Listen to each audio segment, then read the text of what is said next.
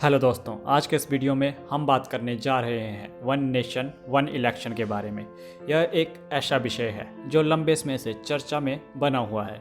केंद्र सरकार ने इसे चुनाव सुधार की दिशा में एक बड़ा कदम बताया है, लेकिन विपक्षी दल इसे संविधान के संघीय ढांचे के खिलाफ मानते हैं। तो चलिए जानते हैं कि वन नेशन वन इलेक्शन की कहानी क्या है, सरकार के दावे क्या हैं, विपक्ष की चिंताएं क्यों हैं और आखिर यह भारत के लोकतंत्र को किस तरह प्रभावित कर सकता है। तो चलिए शुरू करते हैं। वन नेशन वन इलेक्शन यानी एक देश एक चुनाव की अवधारणा को लेकर एक बड़ा कदम उठाते हुए केंद्र सरकार ने लोकसभा में संविधान संशोधन विधेयक पेश करने की तैयारी कर ली है। 12 दिसंबर 2024 को प्रधानमंत्री नरेंद्र मोदी की अध्यक्षता में केंद्रीय मंत्रिमंडल ने इस विधेयक को मंजूरी दी थी। इसका मुख्य उद्देश्य लोकसभा और सभी राज्य विधानसभाओं के चुनाव एक साथ कराना है।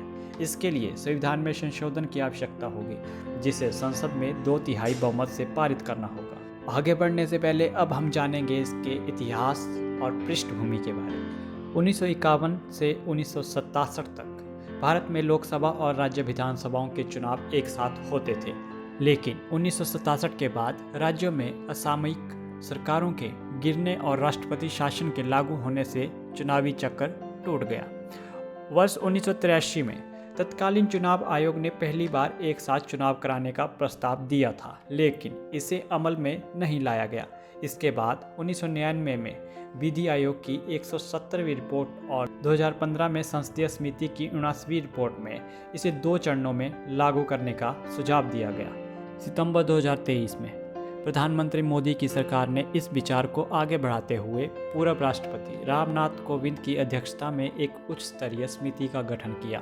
191 दिनों की रिसर्च के बाद समिति ने 18,626 पन्नों की विस्तृत रिपोर्ट तैयार कर मार्च 2024 में राष्ट्रपति द्रौपदी मुर्मू को सौंपी। समिति की रिपोर्ट के अनुसार 47 राजनीतिक दलों ने अपनी प्रतिक्रिया दी, जिनमें से 32 दलों ने वन नेशन वन इलेक्शन का समर्थन किया। दोस्तों, अब बात करते हैं रामनाथ कोविंद समिति की सिफारिशों की, जो वन नेशन वन इलेक्शन को लागू करने के लिए बेहद अहम मानी जा रही है। इस समिति ने पूरे देश से चर्चा और विचार विमर्श के बाद कुछ सुझाव दिए हैं। आइए उन सिफारिशों पर एक नज़र डालते हैं, जिसमें सर्वप्रथम कहा गया है 2 चरणों में चुनाव कराए जाएं, जिसमें पहला चरण लोकसभा और सभी राज्य विधानसभाओं के चुनाव एक साथ कराए जाएं। दूसरा चरण लोकसभा चुनाव के 100 दिनों के भीतर पंचायत और नगर निकाय चुनाव कराए जाएं, जिसमें दूसरी महत्वपूर्ण सिफारिश मानी जा रही है वो थी समान मतदाता सूची।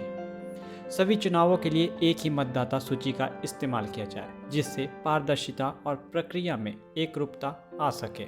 अब आगे बढ़ते हैं तीसरी महत्वपूर्ण सिफारिश की ओर। चुनाव प्रणाली में बदलाव को लागू करने के लिए एक विशेष टीम का गठन किया जाए, ताकि इसे सही तरीके से लागू किया जा सके। अब चलते हैं चौथी महत्वपूर्ण सिफारिश की ओर। इस मुद्दे पर देश भर में विस्तृत चर्चा और परामर्श किया जाए, ताकि सभी पक्षों की राय इसमें शामिल हो।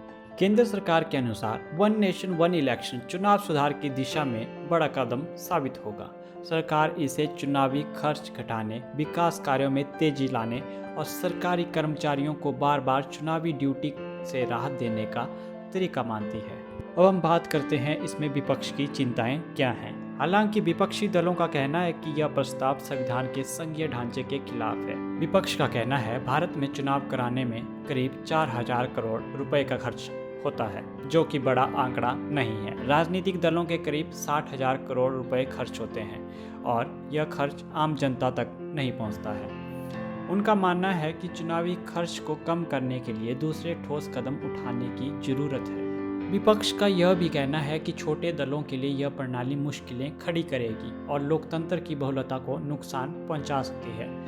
समिति के साथ चर्चा में 15 राजनीतिक दलों ने इसे अस्वीकार कर दिया। उनका मानना है कि यह संविधान के संघीय ढांचे को कमजोर करेगा। वन नेशन वन इलेक्शन के समर्थकों का तर्क यह है कि यह आर्थिक संसाधनों की बचत करेगा, बार बार होने वाले चुनावों से विकास कार्यों पर लगने वाले ब्रेक को रोकेगा, नागरिकों को राहत देगा जो बार बार चुनावी प्रचार और शोरगुल से प्रभावित होते हैं। वहीं आलोचकों का कहना है कि यह संघीय ढांचे के विपरीत है। छोटे और क्षेत्रीय दलों की हिस्सेदारी को कमजोर करेगा, संवैधानिक संकट पैदा कर सकता है। वन नेशन वन इलेक्शन एक ऐतिहासिक और जटिल मुद्दा है। इसके समर्थन और विरोध में मजबूत तर्क मौजूद हैं।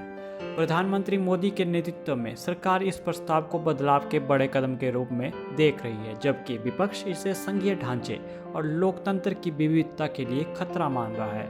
विधानसभा और लोकसभा चुनावों को एक साथ कराने का यह विचार देश के चुनावी भविष्य को नए सिरे से आकार दे सकता है, लेकिन इसे लागू करने के लिए विस्तृत चर्चा, सहमति और संवैधानिक प्रक्रिया का पालन करना अनिवार्य होगा। वन नेशन वन इलेक्शन से जुड़े इस विषय पर आपकी क्या राय है, हमें कमेंट सेक्शन में बताएं। आज के लिए बस इतना ही, मिलते हैं अगली वीडियो में। तब तक के लिए अगर आपको वीडियो अच्छी लगी हो तो वीडियो को लाइक, शेयर और चैनल को सब्सक्राइब जरूर करें। धन्यवाद।